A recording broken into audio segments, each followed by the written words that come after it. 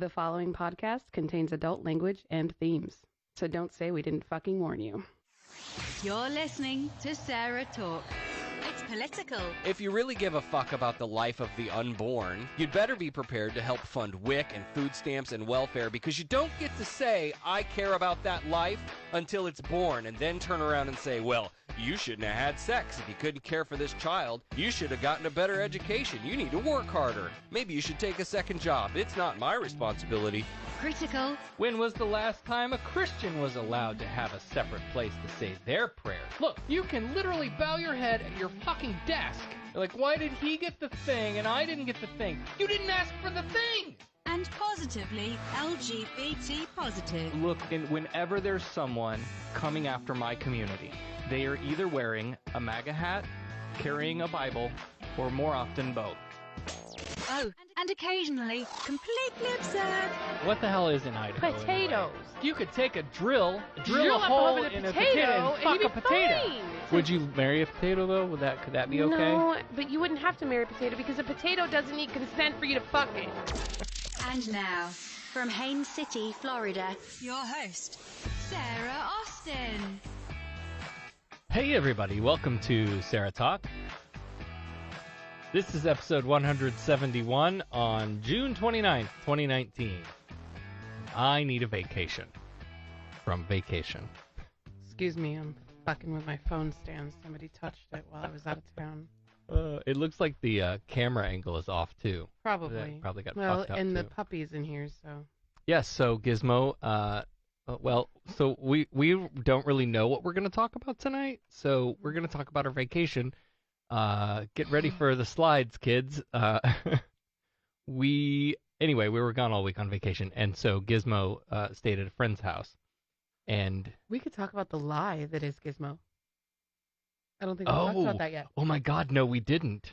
So, part of her package, you go to the vet now and you buy a health plan. Well, hold on, because first go back and talk about how we got Gizmo in the story. Okay, so the person that I got her from, she was like one of those backyard breeders, and they bred a whole bunch of different. Which you shouldn't. You shouldn't do. Yeah. But it was either buy it from this lady or pay like $2,500 for a Yorkie, which is what we wanted. Yeah, and they don't, like, Yorkies are hard to get at the... They're hard to get. To get from the pound or from, Yeah, like, you can't to find them adopt in a the rescue. Yorkie. They're just hard, yeah. The only Yorkies you find in rescue are like senior dogs, which are typically not good with small children. Right. So we did try that avenue, but it was just not. Right. So I found this lady who had a little Yorkie Dachshund mix, or so she told me. Called her a dorky. Got her. Fine. All right. Now here we are months later. Part of her vet package to get her spayed and her immunizations for the year. Chipped. And microchipped and all of that.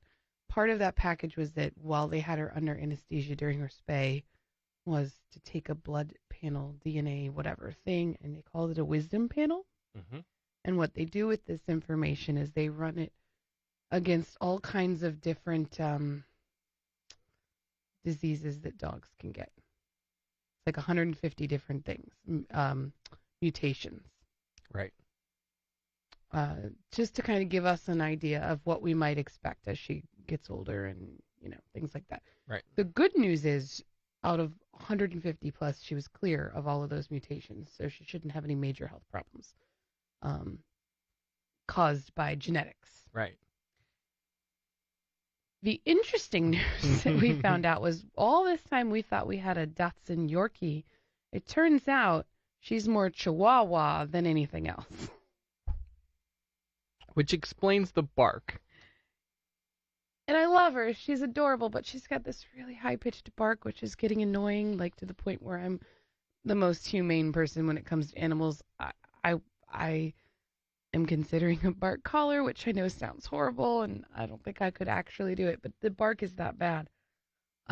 One of the criteria for the dogs, though, when I was looking at puppies, was never a Chihuahua. So wouldn't it And that's what you got. figure that I've got? She's like 38 or something % Chihuahua, 23% Yorkie, Mm-hmm. Maltese and Shih Tzu are thrown in there. Right. what the fuck? No Dotson, by the way. No trace of Dotson in her whatsoever. So I don't know what they were doing in this lady's backyard, but apparently the wrong dogs they were doing it. identified the wrong daddy. So yeah, scandal in the. But anyway, so she spent a week with a good friend of ours with their little Yorkie, who's like, she's 11 pounds, and their Yorkie's like 3 pounds. Teacup. Almost. Tiny. Yeah. Itty bitty thing. But they have a backyard that's fenced in, so she got to go run around and play with the other dog, which is good for her. So anyway, she's been missing us. Yes. And so she's under our feet. Oh, yeah, attached much. And she's going to be real upset tomorrow when we leave for the day. I mean, we're going to be gone. Almost all day. My heart is breaking Almost for her all day. already because she's going to be like, what the fuck? Yeah. Bring me home just to leave me here. So topics to talk about tonight. Dan has suggested that we talk about the debates. I haven't seen them yet. We haven't watched them yet. We haven't been home. We've been on We've vacation. had shitty Wi-Fi, so we couldn't stream anything. Our data plan was like about to die. So, sorry. I watched maybe half of the first one. I Before got just past it crapped out on you. Yeah, I got just past the technical difficulties that they had. That Trump was all snarky tweeting about. Of course he was. But I mean, I'm trying to avoid reading people's like, oh, the top hits from the debates, whatever, blah blah blah, because I want to form my own opinions and like of what I've seen so far. The people that I had already sort of a preference for, and I don't know how much of this is that, cognitive bias. Mm-hmm. Like, sure. But they performed well. Right. Well, is it that they performed well or that they met your Met my expectations because you know what to expect from them? Right. That's like, a good question. I mean... Yeah.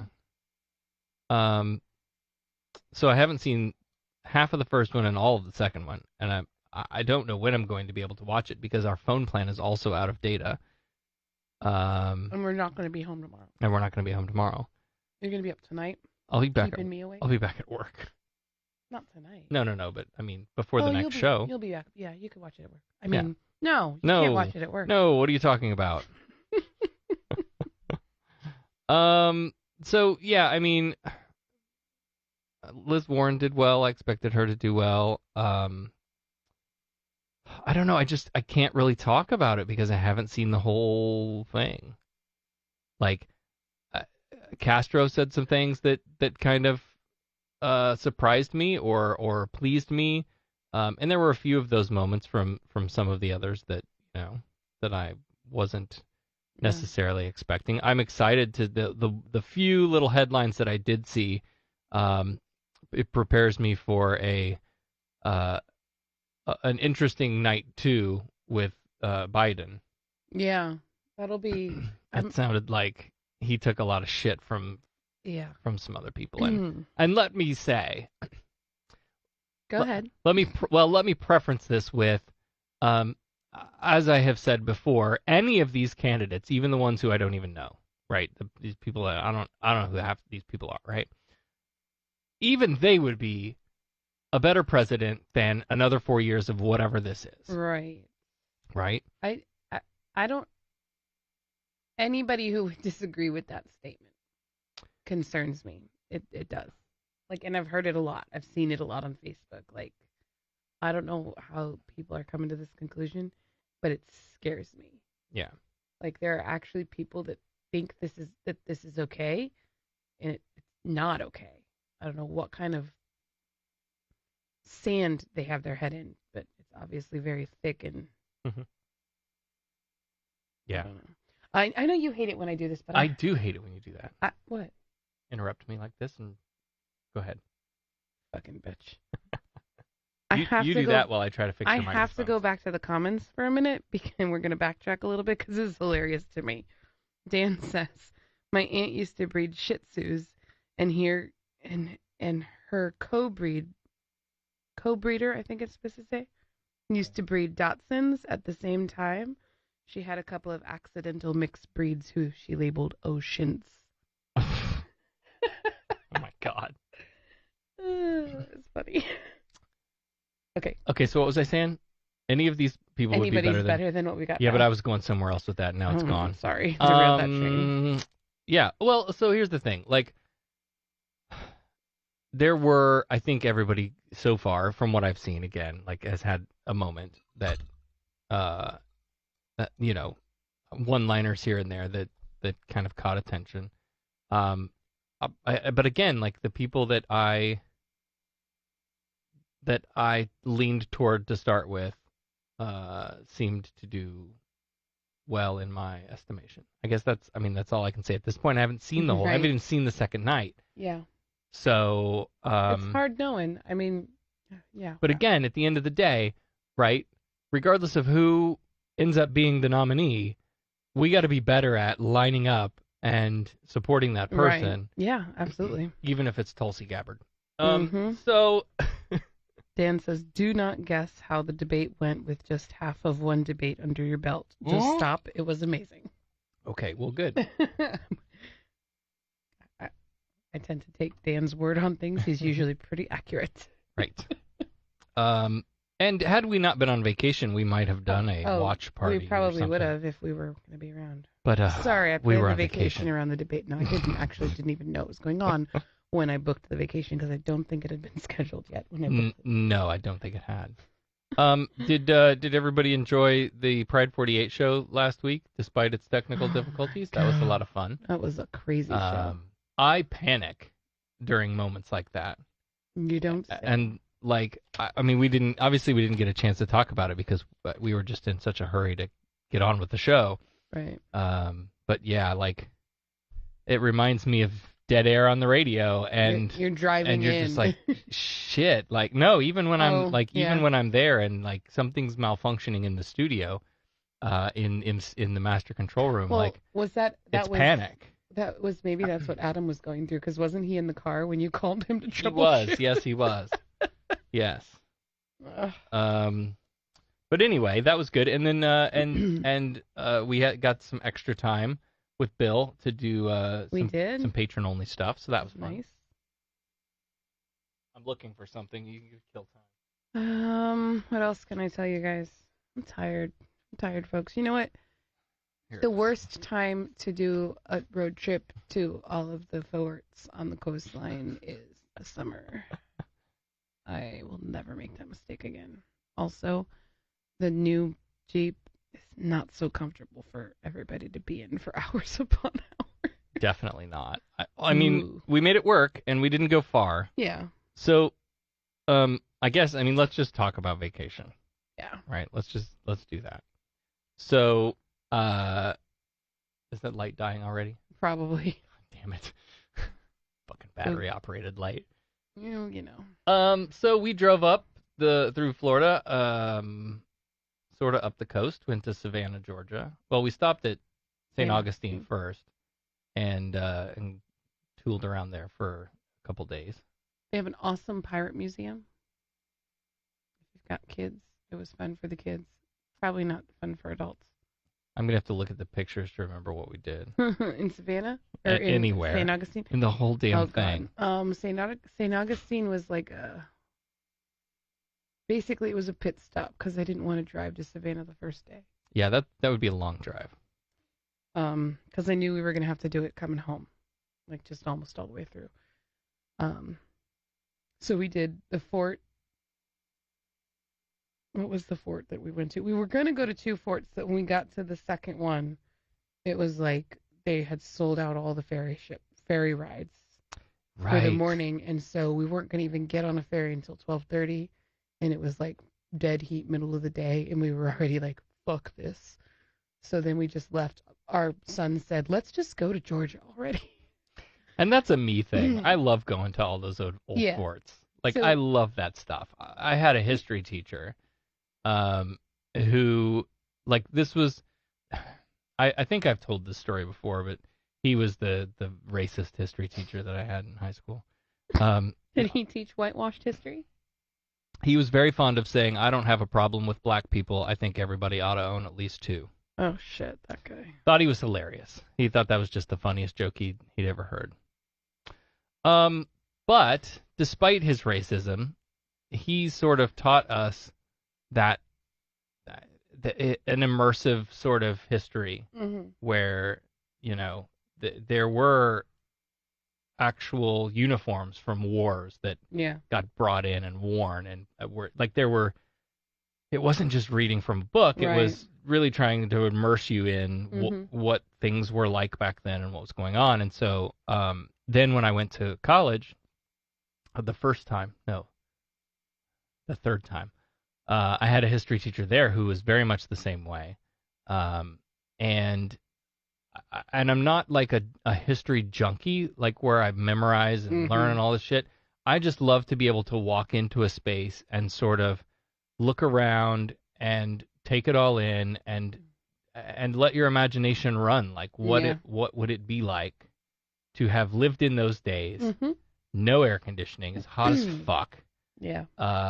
You know, and running up and down these stairs and responding to like that would just it inspires my imagination, and I love that stuff. It was cool. I what we did get to do despite the heat was really, really fun for me. I love old stuff like that. Dan says, first he says, did not enjoy that show, talking about last week, arms crossed. I'm assuming it's because he was having as much anxiety about the dead air as we were. If it's not that, then you know how to contact us. Then he says, your pictures were amazing. However, patronizing Georgia, really. Let's talk about that for a minute. Let's do it. Go. Because I booked this trip months ago before anything was going on in Georgia. And I did have second thoughts, but I didn't I didn't purchase travel insurance. But I look at it this way. We were there. We saw lots of pride flags. We went into the shops that had pride flags displayed. Yeah. We patroned the pet store. Oh my God, the pet store was so great. There were plenty of pride flags. So there are citizens there that disagree with what's going on in legislation there. So just like if something goes down in Florida, I can't just stop living here. Those people can't stop living there either, and they're trying to make a living. Right, and so there's part of that we've talked about that. Not this most recent time, because there's been some media creators, film producers that have said we're not going to film here. And we've talked about that before in another context, and I can't remember which one it was. There was a boycott. It might have been House Bill 2. And the question is, like, does boycotting a whole goddamn state, who does that hurt? Right. Is it? I mean, yes, it hurts their economy, and that should get the attention of the lawmakers. But in the meantime, like, you're harming the business owners who are just trying to sell shit and feed their families. So and you know, it's funny when you're there as a queer family. We had a really awesome trolley driver who was we had at one point it was just us and him in the trolley, and he was talking about how his son and his partner, you know, his grandkids have two dads. And, you know, so you've got to look at the bigger picture. There are people that are part of the queer community there that you would alienate them too if you just said, well, let's go somewhere else. And traveling while queer is like, you just don't know what you're going to, you just don't know. Sure. And so for this guy to, you know, to like pick up on, oh, you're different. Yeah. And I'm cool with that. Let me tell you a story that puts you at ease. And he's trying to like build that ground, like, you know, find that middle ground. And that was so cool. He was great. He was really cool. And the kids loved him. Yeah. Like they thought, well, the older child, the little one, just yells and screams at everybody and gives dirty faces. Okay, so back up. So we went to the fort in St. Augustine. Yes. The Pirate Museum was really cool. There was a treasure hunt for the kids. Yeah. And the treasure hunt was, you know, they give you a map. Piece of paper. Yeah, but it was like it's like a treasure map kind of thing with little spaces. You have to write down the clues that you find. Right. But it reminded me of like the restaurant placemat things. Yeah. Oh, yeah. Oh, it's definitely that quality. Yeah. Anyway, so then throughout their little walkthrough exhibit thing, there were like drawers hidden, and I mean hidden well. Yeah. That you had to find these secret drawers and open them up, and then there were little and they were displays all at inside. They were all at kid level. I'll give it. They did a really good job of making sure that they were eye level for most little kids. And they all had a certain symbol on it. carved into wood. It was so legit. You really had to look for them. We almost missed a few of them, but Right. It was really cool. The kids really enjoyed it. They had a cannon. You could actually It was like an simulate electronic sort of, yeah. simulate a cannon fire. And then right next door to that was the old colonial town. Colonial town, yeah, that was like the colonial experience. Yeah. Where they shot muskets. They fired cannons. They had an old house that was it's an original structure that's been there for years, and it showed you the different stages of And the guy additions. that did our tour took us into the blacksmith shop and showed us stuff that he was working with, making hooks for his wife's classroom or something, for coat hooks. And it just talked about how all the links and all the chains around this place had been made. And they're all handmade, yeah. Yeah. So that was really cool. The wax museum. We went to the wax museum. Oh yeah, Potter's Wax Museum. It's the oldest wax museum. Mm-hmm. Or something like that. That was kind of creepy. Was creepy. And it was really funny. The oldest was kind of creepy. But here's the thing, though. He is so into learning. Yeah. He did good. I was happy to see that because he would go around and read the plaques on the walls, and there was a thing that question and answer to ask you who's the first people in flight or whatever, and you lift the flap and it has the answer. And he was hitting them. And he did that at a museum or museums later on too. He was so into reading about things. The little one was not impressed with the wax museum. She looks at me. She goes, "Mommy, this is scary, and I don't like it." And I'm like, "Okay, baby, we'll go home." But they had a I want to say it was it's curio cabinet style thing, a glass. Oh yeah. Shelves. Yeah. In the ladies' bathroom with wax heads on it. Staring at you while you pee. I was like, what the hell? I cannot empty my bladder right now. Because it wasn't like women either. It was men. Yeah. Men heads in the women's. It was so bizarre. Who decided weird. That was a good idea? Yeah, I don't understand. I took a picture of it. I don't remember whose heads they were, but it was just creepy. Because they were all old guys. We found an indoor mini golf place that was really fun. Yeah, that was cool. No, it wasn't. Their air conditioner was broken. It was hot, but it was it was neat. It was a little playground and it was in the Savannah Mall, which is really weird. Talk about the Savannah Mall. So it's built into hills because that's how you build up there in the hills. But there was a Target in the mall. First of all, I've never seen that. I don't know if that's a northern thing. There's a Target in the mall. Not from the north I'm from. But it was on the second, the mall was multiple layers, and I don't know. In some parts it could have been 3 stories, and other parts it was 2 stories. Some parts it was 1. But we went there because we were going to do this mini golf thing. But then which was in the mall. Which was in the mall. And then our son needed some medicine, and so the easiest thing to do was to go into the Target, which was also in the mall. But it was on the other side of the mall, so we got in the car and drove around, and I got out and went in. And I walked in, and it was what the hell? Because on the bottom floor, which was where I came in, was Burlington Coat Factory. And then I had to take an elevator up to the second level. A sketchy old elevator, yeah. Up to the second level to go to Target. So there's a Target on top of a Burlington Coat Factory. And there was no outdoor entrance to the Burlington Coat Factory. If you entered from the Target entrance on the other side of the building, it was just a Target. And then you go down into the basement of the Target is Burlington. There was something else as we drove back by it later that we saw that was really strange. I don't remember what it was now. But it was just the weirdest mall I'd ever been in. So bizarre. And they had this really big carousel inside of the mall. It looked like it probably doesn't run anymore. Well, it was all lit up. I think it was just nobody was riding it because it was sketchy. I didn't see anybody mall. working there though. The Lake Wales Mall has a carousel like that. Yeah. I know that's that was a popular thing for many malls, but it's 2019 and nobody goes to the fucking mall anymore. Bizarre. There was an Outdoor World, Bass Pro Shop. Mm-hmm. Oh my gosh, this is so funny. So let's see. Let's talk about our 3-year-old's pool experience. Oh my God. So the hotel that we stayed at in St. Augustine had a saltwater pool. Yep. Now, this child has always, we get in the pool, she clings to me. And she has one of those puddle hopper vests. Yeah. Floats. But she's, even with that, she just clings to me. She doesn't want to let go. But saltwater, you're more buoyant. So what, 5-10 minutes in the pool, she realized she could float. Off she went. She swam the whole week. Just jumped in the pool. Took right off. Took no right big deal. off. I swimming. Mm-hmm. And then it wasn't long, and she was standing on the edge jumping in. Jumping in, catch me. Worked her way. The first thing she did was worked her way around the wall. Yep. And it's so funny because our 9-year-old, completely different.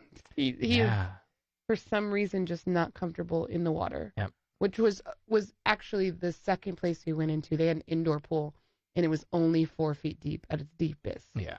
So that was better for him because he could touch the floor, almost the entire pool. He could touch the ground. Yep. Which made him a little bit more comfortable, but. Mm-hmm. And that last night, I almost got him. Him doggy paddling. So if we keep him in the water, he'll get it. We just have to. I mean, I didn't learn to swim until my parents put a pool in the backyard. And I was probably his age or older. Mm-hmm. Yeah. So we have to put a pool in the backyard. Is that what I'm saying? No. I already said that once this year. No. So then we get to Savannah.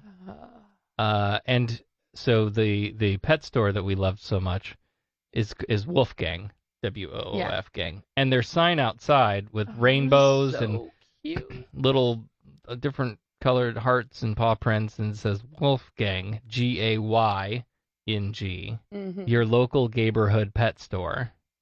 Be kind. The Pride Month. Yeah. It was just so cute, and they super adorable. Yeah. They had little doggy biscuits that were little rainbows and rainbow flags and unicorns. Mm-hmm. All the Pride stuff. So that brings me to another comment of Dan's that I just loved. Whenever I go to Alabama to visit my folks snowbirding, I like to visit the Civil War monuments and yell out, "By the way, you lost, just saying." I love you, Dan. First of all, Dan, going to Alabama to spend your money. Oh my God. I don't know how you go to Alabama at all for anything. I've been to Alabama one time in my whole life, except for one time when we drove through Alabama. I will never go back there on purpose. I almost would drive around it. It was horrifying. So downtown Savannah is like a monument to racists. Yeah. Civil War heroes. Yeah. History. Mm-hmm. The trolley tour really was eye-opening because, I mean, these places exist, but just to hear the way they talk about it, I was like, oh my gosh. I couldn't even imagine. And then the one thing, well, we'll get to that. One of the things that I liked about that, though, was that, like, we talk all this about, tear all those statues down. And, and now that I've had that experience, I'm a little bit more torn about that. Because I think Savannah has figured out the model, the way to present it as history. Yeah. As this is this was part of our past. This was something that happened here. This is who we once were. Look, there's a rainbow flag on the top of that fucking building. Right. Like, we're not that anymore. Right. But we're going to drive around and tell you about all of the things that happened here, and of the history the things that happened here. It wasn't just, slave owning, plantation running stuff. It was, here, let me tell you about the woman that started this hospital, and no men could be admitted to the hospital. The only men that were allowed in the hospital, the only way if you were a male allowed in the hospital. Any guesses? You had to be born there. Yeah. That was it. There were no men at all. She declared that every person on the board had to be a woman, like this woman-run woman, and like that's the history you don't hear about unless you go jump into the locals.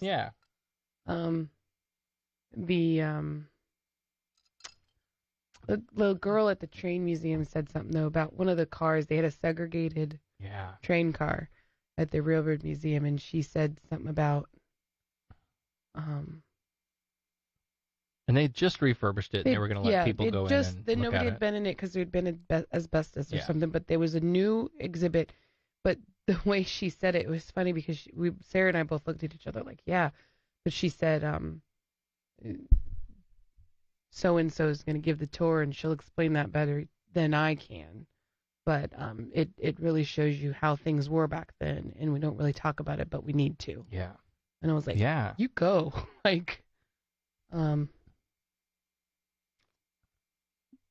Yeah, I think it's just a difference where in downtown Lakeland there was a Civil War monument, and there it sat. Right. And there was nobody really talked about. There was a rusty old plaque stuck on the bottom of it. Yeah. And it wasn't like nobody's driving around downtown Lakeland giving tours about, let me tell you about Lakeland. Yeah. It was just there. Yeah. And in that context, if it's a reminder to people of the terrible things of our past, and they want it gone, fine. I think I'm Well, we had that conversation when they pulled that thing out. I mean, they were moving it to right. They didn't just take it away where it was in context. Just to plop it in the middle of a square just because you've got this open landscape and you want to decorate it with something. That's the thing with Savannah. There's lots of, 28 squares or something? And they're all like dedicated to a certain person who is part of their history. Right. And so there was a really cool video at one of the museums about Oglethorpe, the founder. Right. And it was his statue standing in his square and telling his story from his perspective. Yeah, that was kind of neat. And it was really cool because he listed all the things that he was, and then he said, and pigeon roost, and it shows a picture of his statue with the pigeons in the park. But again, that's a tourist destination for its historic value. Nobody's flying in and spending money to go on a trolley tour of Lakeland to hear about the Confederate monument in Munn Park. So, but all of those squares have a monument. Is it a testament to Savannah as a city for its importance, right? There's obviously a difference between a town like Lakeland and a place like Savannah, but people who have always grown up in a place tend to think their place is more important than it might really be. And that history is just super important, and who the founder of Lakeland was. Nobody gives a fuck. Well, let's refer to the comments for a moment. Aaron Worley says, going to Georgia, is that an ironic bucket list accomplishment? And then he says, wait, I live in Illinois. I take back my comment. And then... Well, this is our second vacation to Georgia. Last time we went up to St. Simon's Island. Yeah, we did. That was years ago, and it was so nice. I love coastal Georgia. I just do. And then David says, Lakeland was also founded 20 years after the war ended. There you go. So there you go. There you go. You can walk through Savannah and go through the actual graveyards where guys were digging the bodies out to keep warm in the winter. Yes. During the war. There's the one, what's that, the dueling? Oh, the dueling. The dueling alley. There's one left because it got outlawed, but they left it. Now it's a big field and a playground. One big strip of grassland. But it's there, and there's where there was a certain battle between where the Railroad Museum is and where the History Museum is, and they do the reenactments of the battle that happened there every day. Yep. 3 and times a day. there's stuff like that in Illinois that happens too. That's But it's in it's where Springfield, and it's where those things happened though. Like what happened in Lakeland? Right. Nothing. Let's go somewhere else. What else about the trolley tour? So first of all, you had a recommendation to do the one that we did, right? Because the other one, the competing company, is super corporate, and they run trolley tours in all of these different cities that have them. Yeah, any city that has a historical tourist attraction, Mm-hmm. you're gonna find Old Town tours. So we did the other one, Right.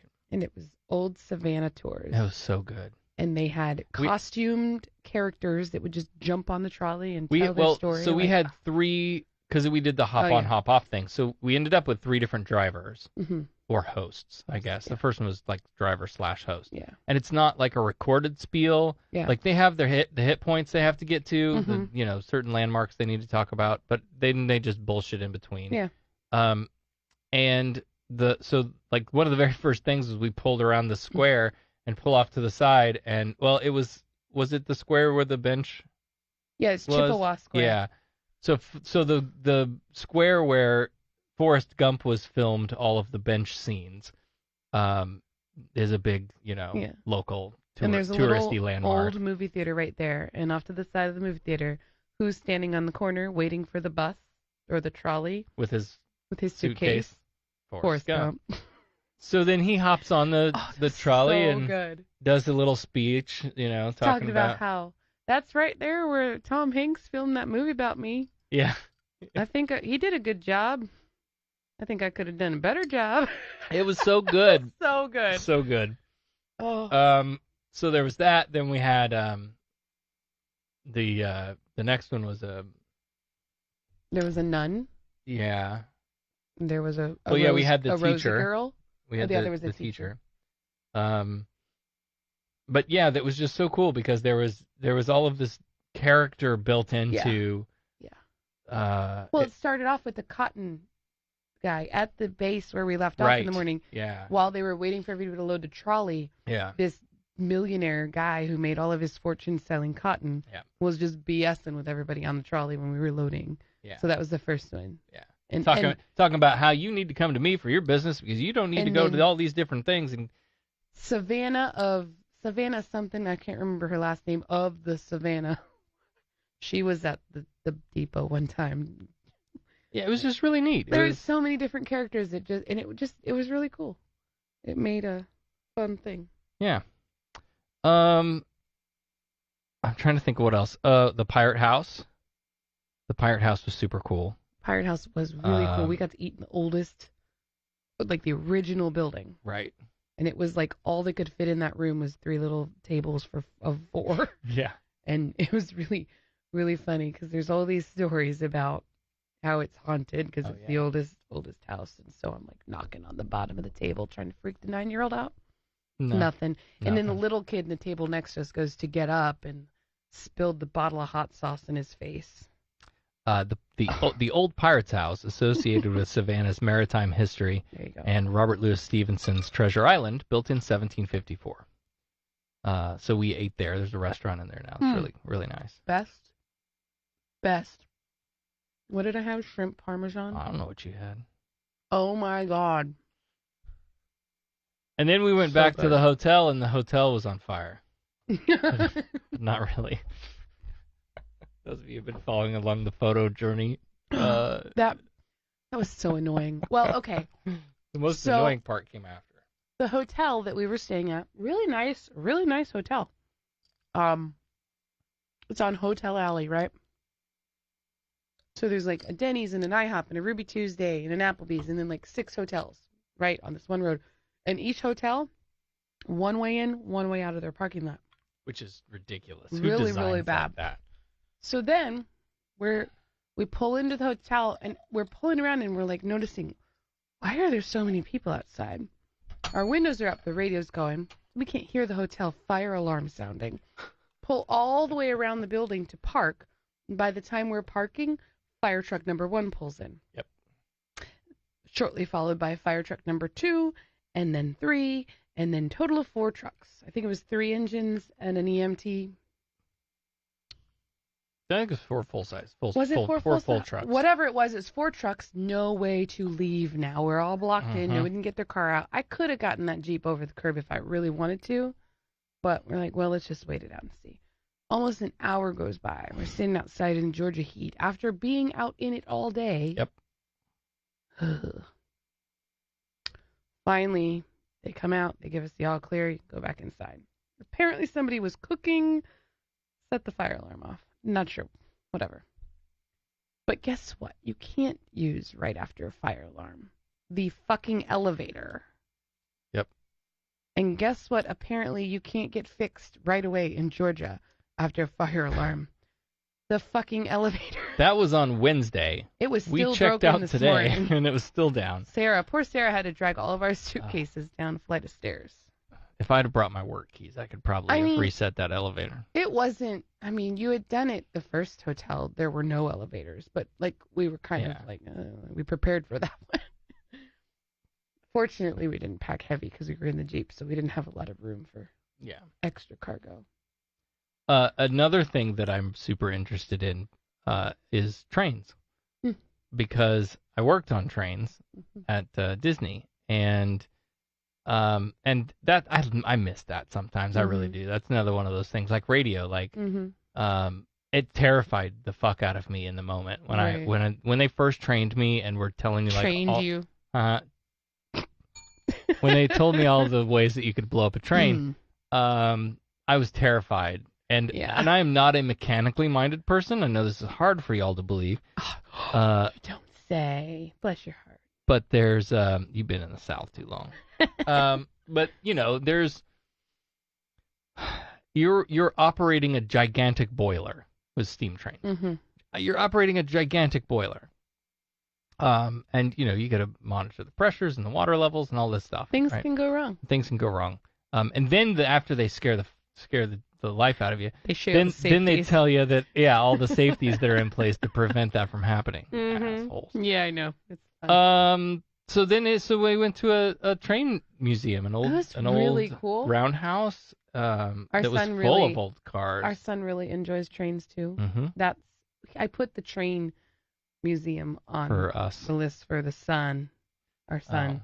I put the forts on the list for Sarah because I wanted her to die of heat stroke.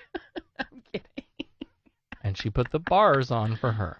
The bar? What bars? We didn't even go to a bar. We did go to one bar, and we happened to be there at 6 o'clock. Guess what happens at 6? Free shot. Yay! We didn't even know. Yeah, it was really cool.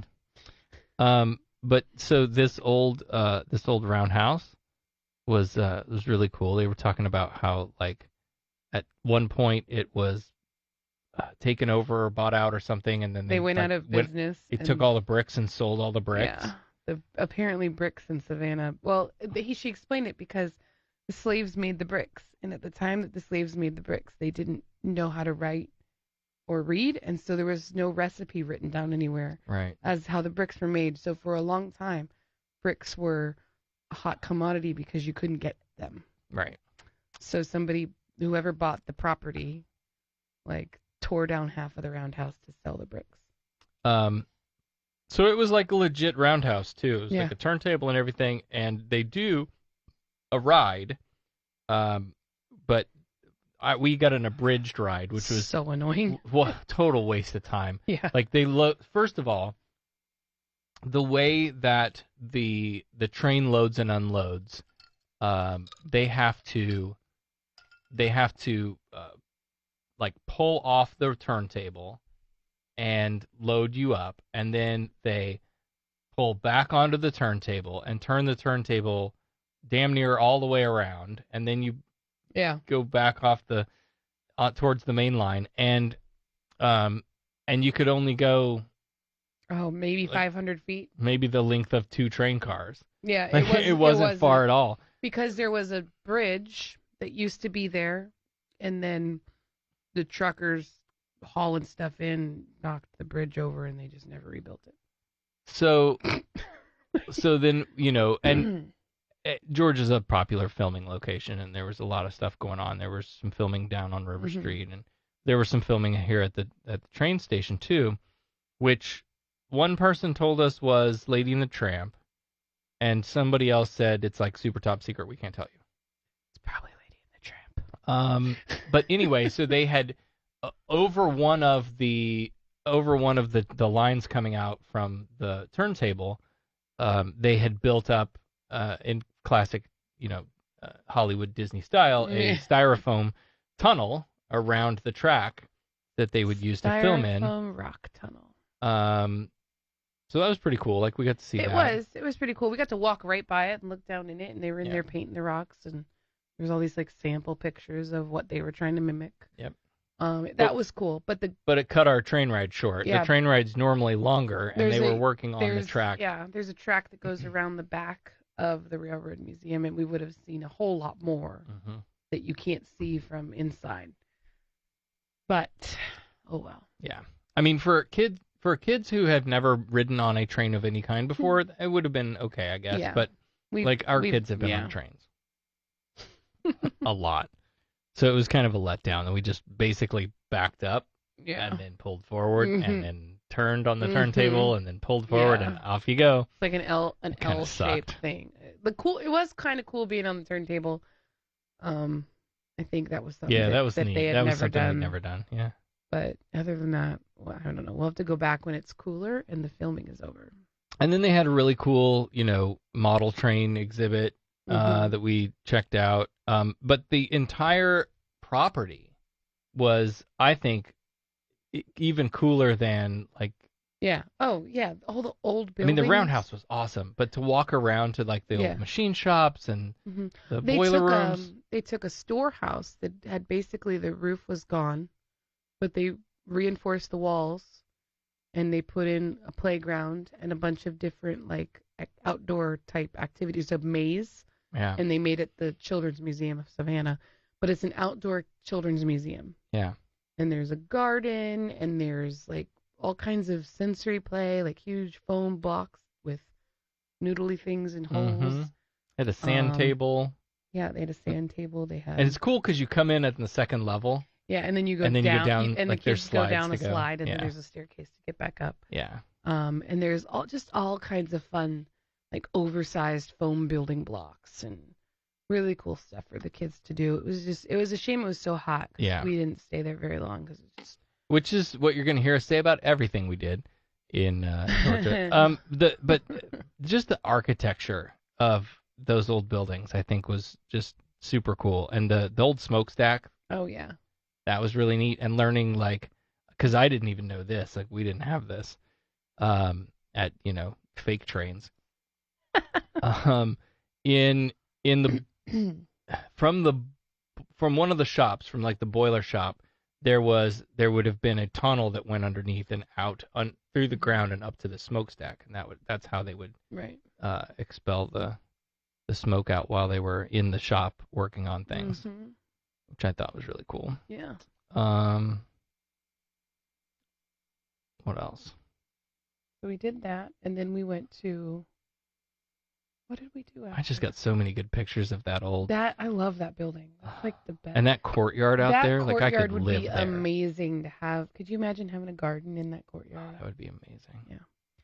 You need to put some sail shades up because there's no roof, but. Right. Oh, we drove down River Street. We did. The Jeep went off-roading. I was so excited to go down through River Street. I haven't been to River Street since 1996, maybe 97. All I remember is I was with my family, my aunt, two aunts and one cousin. But I remember we went to this pub, and I'm pretty sure I pinpointed exactly which pub it was. Still there. I'm gonna have to ask my cousin. But I remember sitting in this pub and Alanis Morissette sung "Ironic" playing, which is hilarious because we heard it in the radio on the way home today. Right. But that's what I remember about my trip to Savannah, was sitting in this specific pub on River Street, listening to Alanis Morissette. Weird, I know. That is weird. But I loved it. It was so gorgeous. It was just exactly how I remembered it, too. Which museum was this from? Was that Thursday? What did we do Thursday? That was yesterday? Oh, that was the History Museum, the Savannah... History Museum. History Museum. That wasn't yesterday. Today's Saturday. But that's... So the bench from... Yeah. Forrest Gump had been moved long ago. I heard a few different stories about that too. Yeah, and each driver we had a different little spin on it. Yeah, everybody had their own story about what. So I read online a completely different thing from what anybody else had said. What did you read? Which was that the original bench is not in Savannah, Georgia. The original bench was retained by the Walt Disney Company, who made replicas to give out to key stakeholders. Disney got a fast one on Savannah. To key people who were involved in making the film as a gift for. So it's probably a replica. Them the replica. Yeah. That's funny. Yep. Scandal. Disney. Bitches. Went to the lighthouse. Oh my God, the lighthouse nearly killed me. I didn't even make it all the way. We got about halfway up. Well, this is a lot taller than the last lighthouse we went to, too. Well, and I'm a lot older and more out of shape than the last But your knee is younger? My one knee, it wasn't my knee that was giving me problems either. It was my lungs. I just couldn't breathe. And it was so hot. So I took both kids. Sarah took both kids up to the lighthouse. I felt so bad. If you've been in a lighthouse I went halfway before, with her. You know this. If you've never been in a lighthouse before, allow me to paint the picture. So the lighthouse is meant for the lighthouse keeper to run up and down the stairs, and not for 30 people at a time to go up and down the stairs. Well, and the lighthouse keeper does it multiple times a day, and so they're fit and strong and ready and willing and able. But as you can imagine, as you go up the lighthouse, the stairs get narrower, and so now you've got people coming up and people coming down, and there's handrail only on one side. On the inside of the spiral, it's just the spiral. There's nothing to stop you from just boop falling over. Yeah. And so I have a 3-year-old and a 9-year-old with me, and it was just like and anxiety, and I have anxiety. They did good though. They did great. They did great. I didn't get a single text. Oh my God, I'm freaking out up here. No, the first they text really I got good. was, "Where did you go?" And I was in the keeper's house because we got back down and you were gone. Well, I didn't want to stay. Okay, so there was this really funny old lady who was like the attendant at the lighthouse, and she was letting people in, and like only however many came down was however many would she send up, and they had attendance cards. So when you went up, she gave you a little plastic card. And it was funny because she had it out with this one guy who said, "Oh, I don't need this," and she goes, "Actually, sir, you do. That's how I count and keep track of how many people are up there. So if you'd please hold it." And he wasn't going to take it from her. Oh, my God. And then finally she says, because I think there was a language barrier too. Oh. Finally she says, "No card, no go." God. I was like, "You go, lady."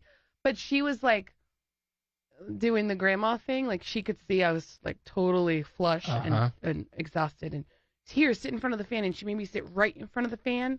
But there was like no air coming out of the fan because I was sitting too close to it.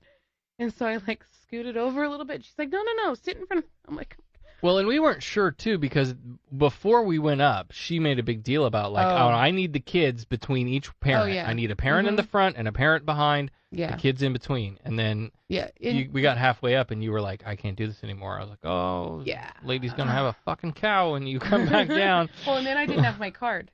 Right, because I had it. Because she gave them all. She says, "I'll just give them all to you." And then I come down and she's like looking for my card, and I'm like, "My wife has it. She was holding them all. I'm so sorry." You know, that reminds me, I did get sirred a whole awful lot on this trip. I thought I noticed it, but I was like, yeah, more so than normal. Not that I do anything here, not that I go anywhere, but like, yeah, I know. Yeah, that kind of sucked. But I expected it. But you also wore your do-rag all day and didn't look very feminine. You're right, I didn't. You're right. I mean, yeah. If you had worn your hair down in the Georgia heat and the frizz and the earrings and and not just t-shirts everywhere, you might have gotten a little bit more of a like, okay, double take and let me not sir you. Nicole Suarez is alive. Holy shit. I don't believe it. As I live and breathe. Everybody hold on to your paintings. Damn. Oh, that reminds me. We were in the Pirate House, and one of the things I was trying to do to creep Austin out, there's a painting on the wall next to where I was sitting, and I said, "I would love to just sit here and do this." And I started rocking the painting back and forth on the wall. And then I said, "I better be careful or I'll knock it off the wall and it'll become a Nicole Suarez moment." Yes.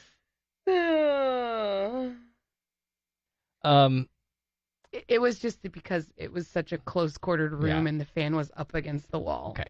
Anyway. And then the last museum that we went to was the 8th Air Force. Yes. That was really cool. I really wish that we didn't have the kids with us. Yeah, we could have enjoyed it. I could have sat through every single one of those little shows and just watched them over and over. I love stuff like that. And I don't know. I mean, I have several uncles and grandparents that fought in those wars, so. Right. Yeah. I gravitate towards those stories because I want to hear them because they never talked about Yes. I think that's what it is. Exactly. So. Yeah. Yeah, my grandfather served and he was living with, and I didn't get this story from him, of course. I got this story, third hand from a sister or something. Right.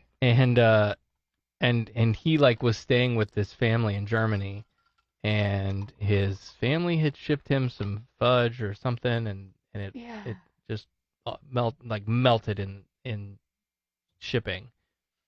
And so this German family baked it back up or whatever, fixed it up for him so that it was good again. And that, I don't hear those stories from anybody, and I certainly didn't hear them. Okay, certainly didn't hear them from him. I know I've told this story before when my grandparents on my dad's side passed, and we found all of the pictures and newspaper clippings that my grandma had kept, and the pictures that he had sent back home. Mm-hmm. Just mounds of dead, naked bodies. And to know that those were pictures he sent home that he took. Right. So. Right. Yeah. Yeah. And I get why you couldn't talk about it. Yeah. Believe me, I do. And when we talk about healthcare, including mental health, those are the guys that needed it more than anybody. Uh-huh. I don't know how you go on after that. And largely, they weren't given any help. Yeah. It was, thank you for your service, son. Now you go back into the work world and figure it out. Yep. Shit. Mm-hmm. Yeah. But this place was, in a lot of ways, like the things that I like. There was a briefing hut that very true to era. What it would have been like sitting there getting your mission instructions, and again, just that complete surround, doesn't matter where you look, you're in that time and place. And I think that's super powerful. I love that. And I didn't take any pictures of it, but I think my favorite thing there was there was a safe house exhibit. Mm-hmm. I didn't take pictures of that either. I took pictures of the plaque outside of it, but then I didn't take pictures of the inside, which is kind of whatever. But there was people that would sacrifice their own livelihood to protect these guys, and they showed the safe house had a sample of a secret compartment inside of the wall where they would hide these guys. And there was one story about a woman who. They took in this man when he left them. She gave him a little pouch with a bunch of money and coins in it, and traveling papers with a false identity. Yeah. But the pouch with the money, she was going to give it to, I guess, her son when he left and grew up as a thing. But then, I guess I don't know if her son died as a child. Or something happened. Yeah. So instead of just holding on to it, she just gave it to, and then he later came back and donated that memento keepsake to this museum for the safe house exhibit. But again, just walking into it was really down to the creaky wooden floors. Jarring. Yeah. It really pulls at you. And then out and back behind this place is just display after display after display of memorials, guys' names, just Oh, there was a whole outdoor memorial gardens with just And so the 9-year-old and I walked around, and he got a history lesson, Yeah. and we talked about, Hitler and he's the Nazis and what so- happens sort of during that time and who these people were, and and why we have memorials like Mhm. this. And he said, I wish I could remember exactly what he said, but he said something about like, this is so we can remember the people that I don't remember what he said, but it was really sweet. It was really He's touching. such an like empath he gets too. it. You Yeah. could see him like really like, oh, whoa, like you could see him feeling it. Yeah. Which is Yep. a lot for a 9-year-old. Mhm. Hey, good news. Dan says for room and board, I'll watch up to 2 children while the parents explore public attractions child free. Hey, there you go. Sold. We'll come to Arizona. I'm in. You tell me what's a good place to stay. I'll even get you a room so you can. Go ahead and send us the rest of that weather forecast that you've been posting, Yeah. so that we know when to come. Yeah, tell me when it gets cold.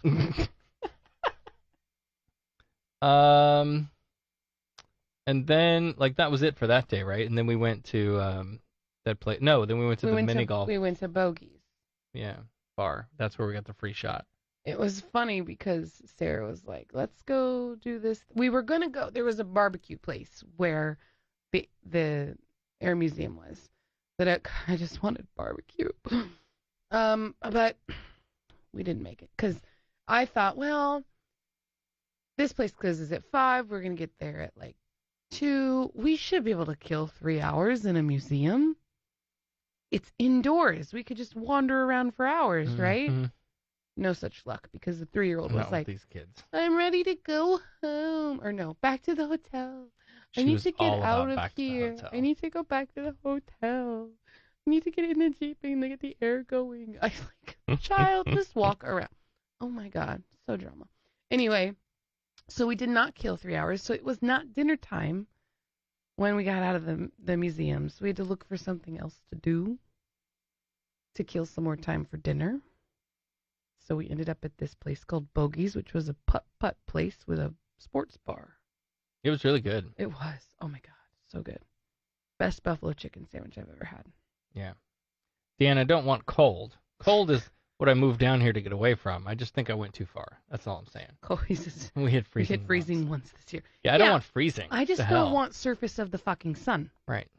Like if maybe low 70s. I'd be okay Sure. with that. Okay. Um. So mini golf. Yeah. And then we had dinner. I didn't play. I stayed in the car because the little one was napping. And that was fun because he and I got to do it gave you and some time together, which Yeah. we don't get very often you anymore. don't. It was very good. They had pretzel bites. Okay. We're not going to read the menu. No, And I'm then- telling you, go to Bogies for the pretzel bites. I will read the menu. Fuck you. Okay. Tonight's episode of SarahTalk brought to you by... Becca's food cravings. I'm so bad when I go on vacation. I want to eat all the food. Yeah.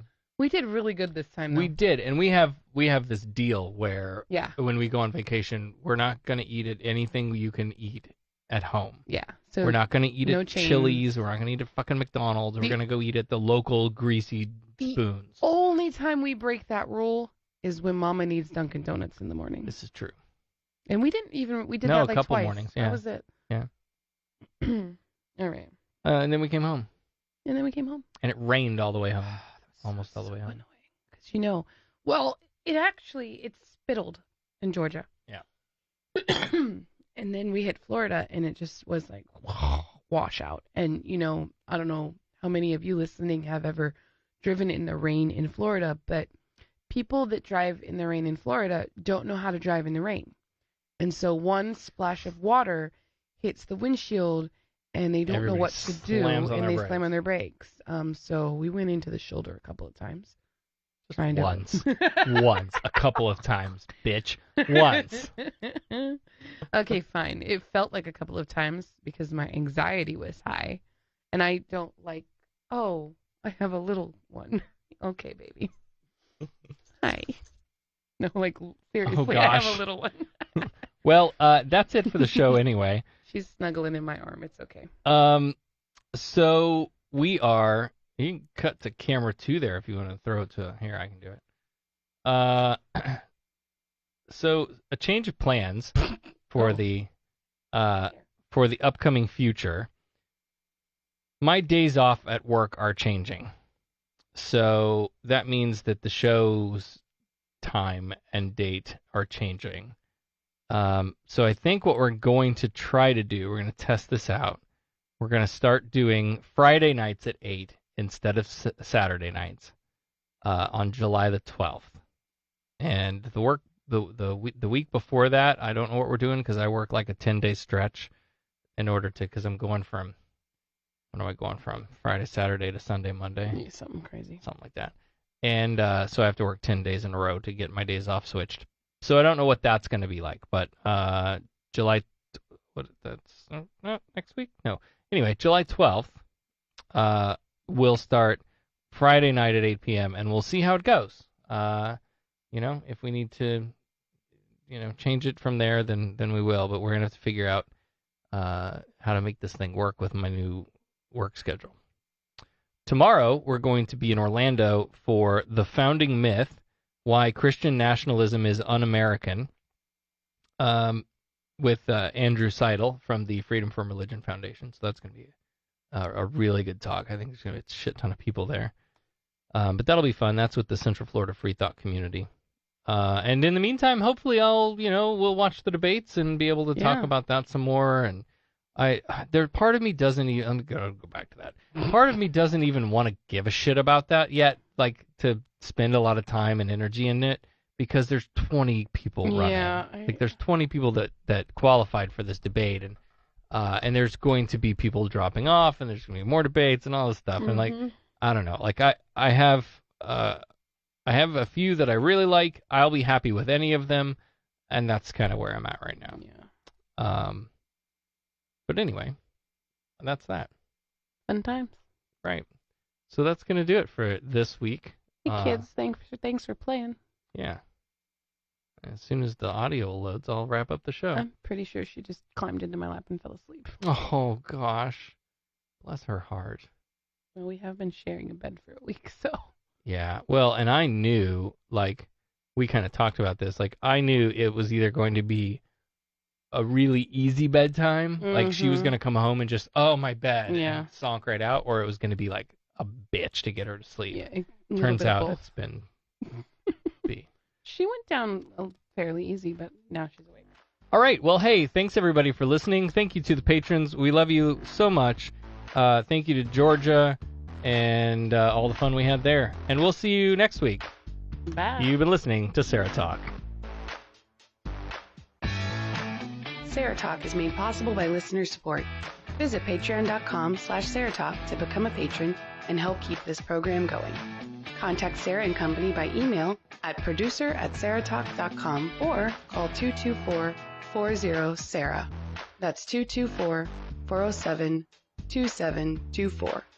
And follow us on social media, facebook.com/SarahTalkRadio and on Twitter @SarahTalkRadio. SarahTalk is a production of Sarah Austin Media.